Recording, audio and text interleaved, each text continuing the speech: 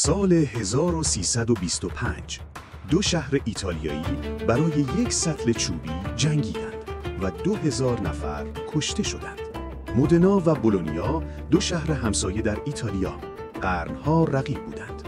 یکی طرفدار پاپ، دیگری طرفدار امپراتور. یک شب سربازان مودنا وارد بولونیا شدند. یک سطل چوبی از چاه شهر دزدیدند و فرار کردند. بولونیایی‌ها خواستند سطل را پس بگیرند. ارتش فرستادند.